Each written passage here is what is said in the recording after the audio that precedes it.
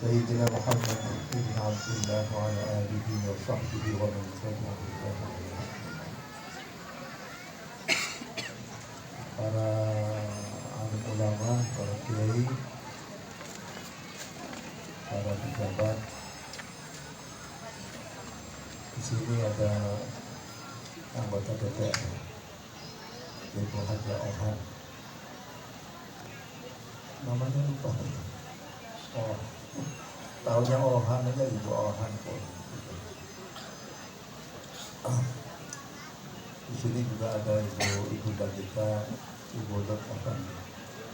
Terima kasih Bu atas kehadiran serta dengan Bapak Heru, Bapak Swati, dan Ibu Putih dan keluarga besar Bapak Fadli dan keluarga besar pesantren Maksum Mardia dari Cianjur. Semua santri Dar Al-Quran harus ikut kegiatan menghafalkan Quran sesuai dengan kemampuannya masing-masing. Baik yang sekolah di SMP negeri ataupun di sanawiyah negeri ataupun di Madrasah Aliyah Nusantara ataupun di pendidikan tinggi baik yang ada di Argawinangun maupun yang ada di Cirebon, semuanya harus ikut menghafal Al-Quran. Dimulai dari menghafalkan surah 30 dan kemudian setelahnya itu menghafalkan surah-surah wajibat, istilahnya begitu. Menghafalkan surah Tabarak, Yasin, Waqiah, Kahfi, dan lain-lain. Ini menjadi satu kewajiban. Samping juga ada marhalah bin nawal. Artinya mereka yang telah menghafalkan ataupun mereka terlebih dahulu membaca Al-Quran dengan benar sesuai dengan kaidah-kaidah ilmu tajwid. Kalau membaca Qurannya sudah benar sampai khatam, maka barulah mereka itu diwajibkan untuk menghafalkan juz 30. Setelahnya itu baru menghafalkan surah-surah wajibat. Tujuannya itu adalah agar santri-santri itu mempunyai bekal hafizul Quran. Sebab kata Nabi sendiri, innal ladzi laisa fi qalbihi syai'un minal Qur'an kal baitil kharib. Atau kama qala Rasulullah sallallahu alaihi wasallam. Orang yang di dalam hatinya tidak ada hafalan Qur'annya, maka hati yang semacam itu seperti rumah yang rusak. Karena Al-Quran itu kata Pak wali santri tadi Pak Widodo bahwa Al-Quran itu nur. Al-Quran itu cahaya dan akan bisa memberikan cahaya kepada setiap orang. Apabila Al-Quran itu dihafalkan, maka cahayanya akan menempel pada hatinya. Cahaya itu juga akan menempel di sel-sel yang ada di dalam otaknya. Apabila Al-Quran itu dia ditadabburi, dihayati, maka cahayanya akan merambah kepada seluruh sel-sel yang ada di dalam tubuh. Masyaallah hadirin wal hadirat rahimakumullah. Setelahnya mereka itu sudah mendapatkan hafalan-hafalan wajibat, terserah apakah mereka akan melanjutkan di tingkatan setelahnya, yaitu menghafalkan seluruh Al-Quran. Ini adalah program-program yang ada di dalam pesantren kami. Karena kita tahu para hadirin sekalian bahwa Al-Quran itu kalamullah. Al-Quran itu bukan perkataannya Nabi Muhammad SAW berdasarkan wahyu, bukan. Tidak sebagaimana apa yang dikatakan sebagian orang, sebagaimana kata Nabi Muhammad di dalam Al-Quran itu bukan begitu. Karena di dalam Al-Quran sendiri Allah sudah menyatakan bahwa Al-Quran itu kalam Allah. Di dalam surah At-Taubah ayat ke-6 Allah berfirman, "Wa in ahadun minal musyrikin istajaraka fa'ajirhu hatta yasma' kalam Allah." Apabila ada orang-orang musyrikin, mereka tidak di masa mampu yang tidak tadi gitu. Pak Fa'ajiruhu, apabila ada orang-orang musyrikin meminta perlindungan dari kamu sekalian, maka lindungilah dia hatta yasma' kalam Allah, sehingga orang itu mendengarkan kalamullah, mendengarkan kalamullah. Itu disebutkan sendiri oleh Nabi, oleh Al-Quran, oleh Allah Subhanahu wa Ta'ala. Sehingga dengan demikian para ulama sepakat apabila mereka memberikan definisi terhadap Al-Quran, maka yang pertama-tama diucapkan itu adalah Al-Quran itu adalah kalamullah, bukan kalamnya Nabi Muhammad.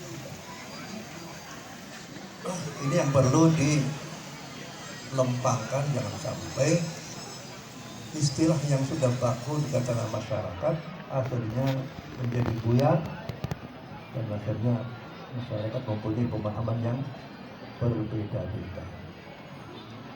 Para hadirin sekalian, kalau Al-Quran itu adalah kalamullah, maka sudah tentu Al-Quran itu adalah kalam yang paling utama. Kita pada kesempatan Hari Raya Idul Adha, kita selalu menggelorakan takbir Allahu Akbar, Allahu Akbar, Allahu Akbar. Bahwa Allah itu adalah yang maha besar. Tidak ada yang lebih besar daripada Allah Subhanahu wa Ta'ala. Tidak ada yang lebih agung daripada Allah Subhanahu wa Ta'ala. Tidak ada yang lebih tinggi martabatnya dari Allah Subhanahu wa Ta'ala. Semua jabatan yang ada di dunia itu semuanya tidak ada artinya apa-apa dibandingkan dengan Allah Subhanahu wa Ta'ala. Pada Nabi yang terbaik, jenderalnya para Nabi, Nabi yang terpilih, Nabi yang rahmatan lil alamin. Jadi kita harus berterima kasih kepada Allah. Allah Subhanahu wa Ta'ala juga pada waktu menurunkan Al-Quran Al-Karim itu dihantarkan oleh jutaan para malaikat. Nah, ini di dalam Al-Quran disebutkan tanazzalul malaikatu warruhu fiha, yang dikomandoi oleh malaikat Jibril ar-ruh bi'idzni rabbihim min kulli amr. Ini menunjukkan betapa Allah Subhanahu wa Ta'ala itu betul-betul menjadikan kalamnya itu sebagai sesuatu yang utama sekali. Utama. Diturunkan pada malam yang mulia, yaitu Lailatul Qadar.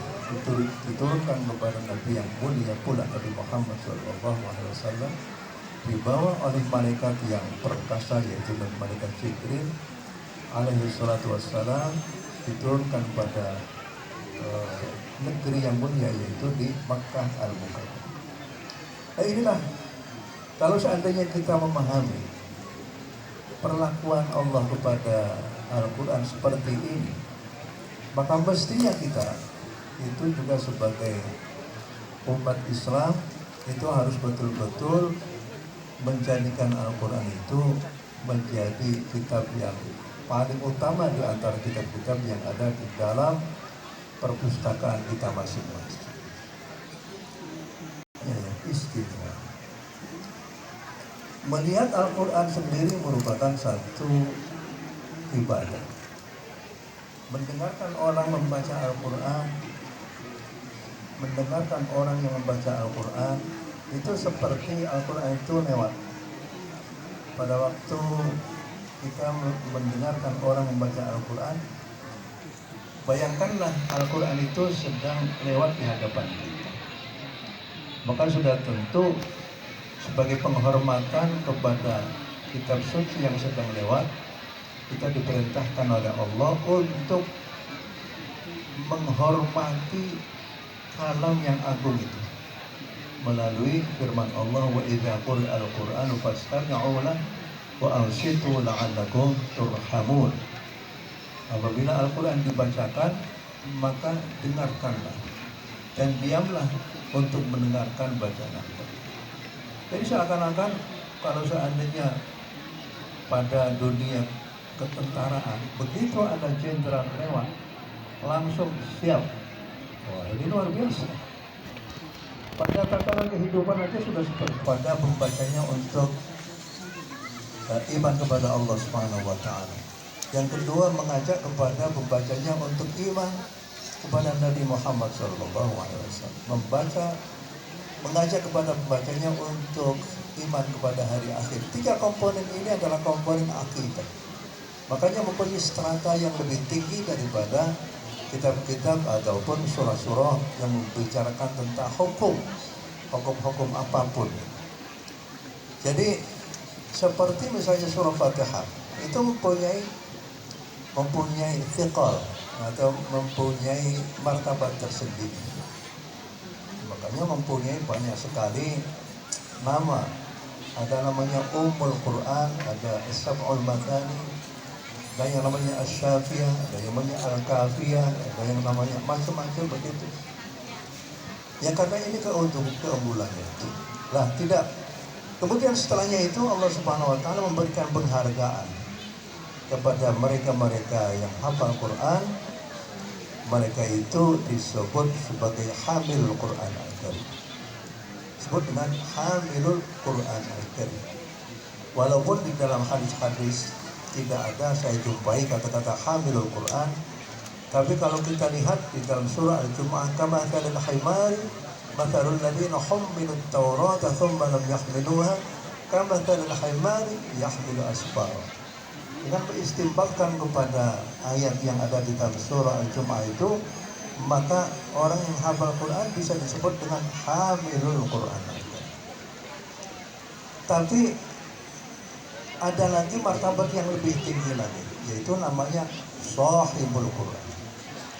Orang yang bersahabat dengan Al-Quran. Maksudnya sahibul Quran artinya orang yang selalu hidupnya hidup bersama dengan Al-Quran. Baik pada waktu di rumah maupun pada waktu di perjalanan ataupun pada waktu pada siang malam, seperti firman Allah, alladzina yadhkuruna Allah qiyaman wa qu'udan wa 'ala junubihim wa yatafakkaruna fi khalqis samawati wal ardh. Jadi qiyaman waktu berdiri, wa qu'udan waktu duduk ataupun pada waktu tiduran. Ini adalah orang-orang yang mendapatkan martabat yang tinggi di hadapan Allah Subhanahu wa taala. Mereka yang menjadi sahibul Quran dijanjikan oleh Rasulullah SAW dengan dalam hadisnya bahwa iqra'ul Quran fa innahu ya'ti yaumal qiyamati syafi'an li ashabi. Bacalah Al-Quran karena Al-Quran itu pada hari kiamat akan menemui orang yang selalu membaca Al-Quran. Menemui orang-orang yang selalu membaca Al-Quran dan akhirnya memberikan syafaat kepada orang tersebut. Sebagai gantinya, kamu dahulu pada waktu kamu berada di dunia itu selalu membaca diriku sendiri. Maka sekarang akulah yang akan berbalik, akan menuntunmu masuk ke surga. Ya, ini apa? Segala sesuatu akan akhirnya bisa menjadi syahid, menjadi saksi atas apa yang terjadi di dunia. apabila orang itu membaca Al-Quran.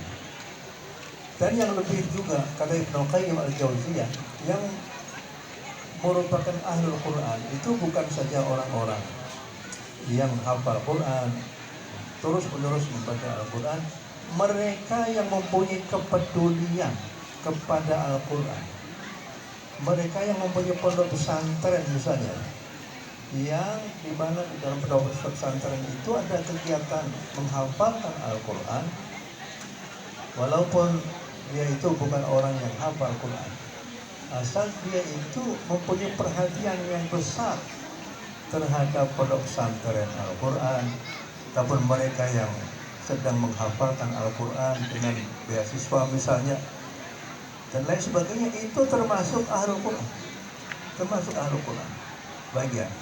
Jadi strata yang pertama adalah Hafidhul Quran, kemudian yang kedua adalah Shahibul Quran, yang ketiga itu adalah Ahlul Quran. Saya belum menemukan kalau orang yang ahli hadis itu masuk bersama dengan keluarganya Gusti Allah.